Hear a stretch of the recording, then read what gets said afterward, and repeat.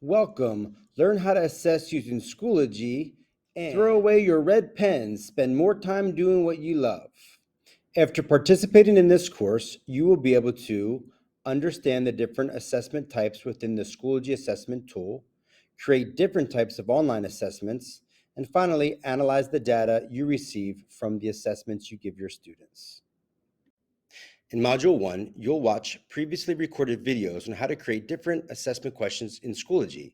In today's training, you will learn how to create a true-false question type. Feel free to work through the other training videos at your pace. In this video, we'll create a true-false question in Schoology. If not already open, first select the Questions tab. From the Create Question column on the left, choose True, False.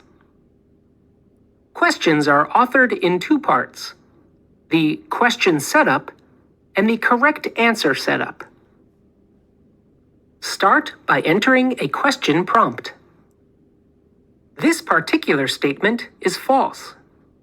While setting up an answer, you may optionally require students to change a false statement to make it true. In this case, clearly indicate the target word or phrase and optionally include guidelines for the correction. Enter the correction below. Note: adding the statement correction option prevents the question from being auto-graded.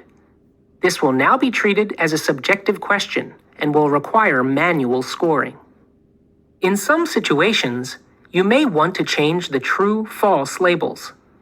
For instance, yes, no, agree, disagree. Preview the item, then save your work when complete.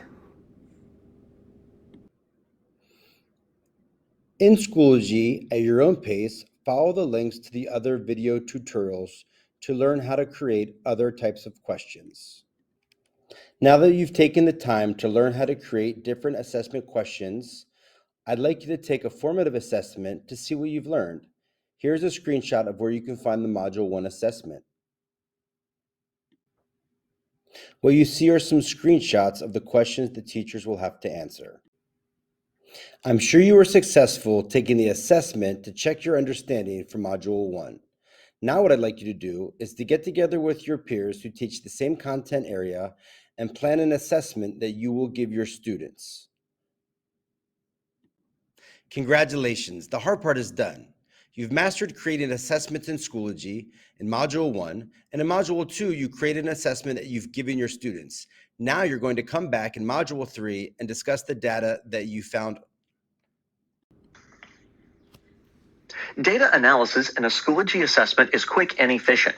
Whether you choose to look at the data by yourself after school or live at the end of the class with your students, you will find that getting to the concepts that you need to go back over and analyzing how your students are actually doing based upon data is near instantaneous. After students take an assessment, go to the Grading tab and by question. It will pull up all of the low-scoring questions to the very top of the page. Looks like my students are still having trouble converting. A word of warning. If you choose to do this live with students at the end of class, so as to be more time efficient, be careful clicking into the question. Make sure to freeze your screen in some manner before you click in so that you can get the next page set up where no student names show.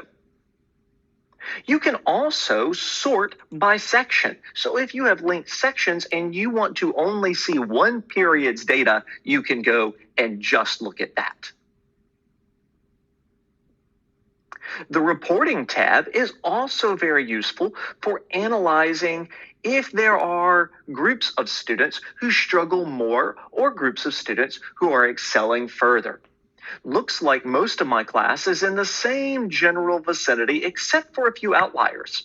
Clicking on that red dot would actually give me student names. Now I know exactly who I need to go and work with next class.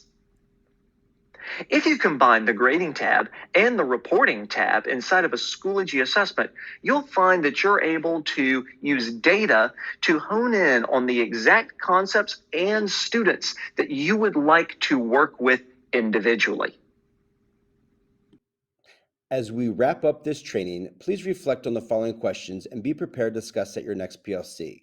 Do you think you can use Schoology's assessment feature to assess and ultimately look at data generated from an assessment?